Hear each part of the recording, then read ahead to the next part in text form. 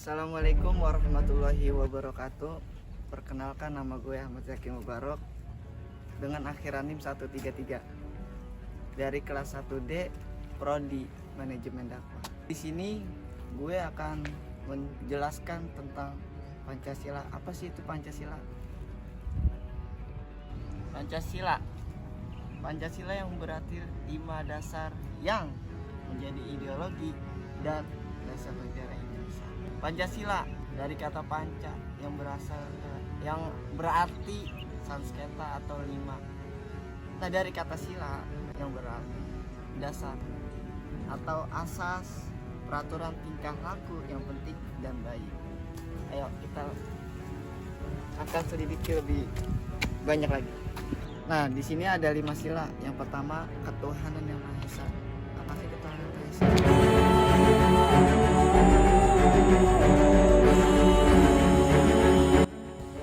Nah, itu adalah contoh dari sila pertama. Kenapa kita harus beribadah? Bisa dibilang sholat dari agama Islam. Karena kita harus mengingat sila pertama, ketuhanan yang Maha Esa. Lanjut ke sila kedua, kemanusiaan yang adil dan beradab.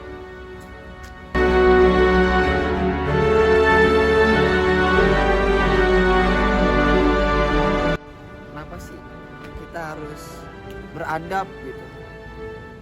Bisa disebut sila kedua, kemanusiaan yang adil dan beradab. Karena kalau kita menghormati orang tua, itu akan dihargai dengan baik. Nah, selanjutnya sila ketiga, Persatuan Indonesia. Mari kita lihat contoh sebagai berikut.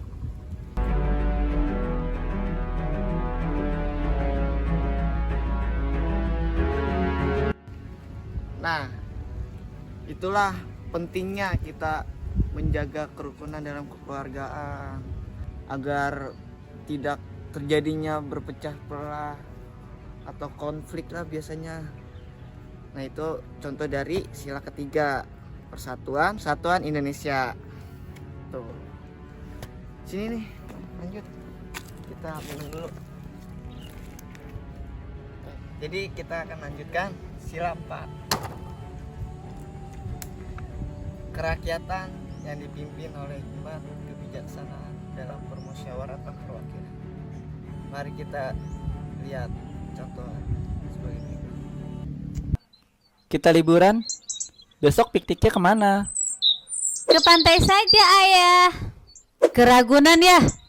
Bagaimana kalau ke rumah nenek saja? Wah, kok tujuannya berbeda-beda? Ayah jadi bingung.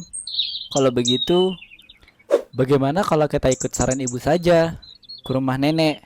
Karena kita sudah lama tidak mengunjungi nenek. Setuju ya. Aku tidak mau. Aku maunya ke pantai. Pantai. Siti, tidak boleh begitu. Ayah, ibu, dan kakak sudah sepakat untuk ke rumah nenek. Siti seharusnya menghormati keputusan kita semua. Baiklah, Ayah.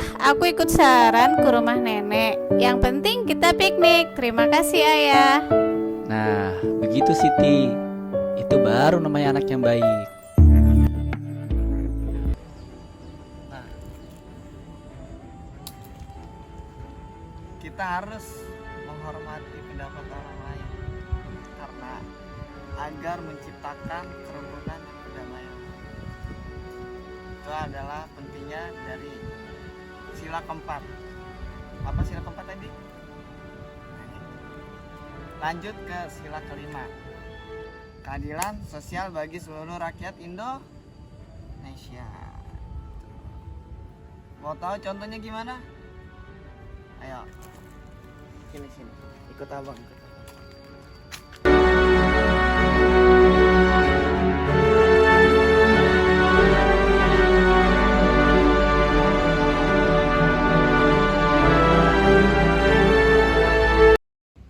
Nah, itulah sila kelima. Jadi sila kelima itu kita harus saling membantu, jangan membeda-bedakan. Karena kita harus adil. Kayak misalkan contoh, kita sedang bermain game terus teman cuma ngeliatin doang, tidak patut dicontoh. Karena kita harus saling adil, saling membantu.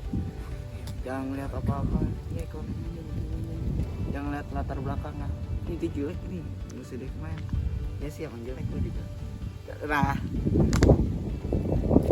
pokoknya gitu dah. Dalam kehidupan sehari-hari gimana sih kalau keadilan diri kasih itu nggak boleh dicontoh, walaupun sedikit ya apa sih, nggak boleh.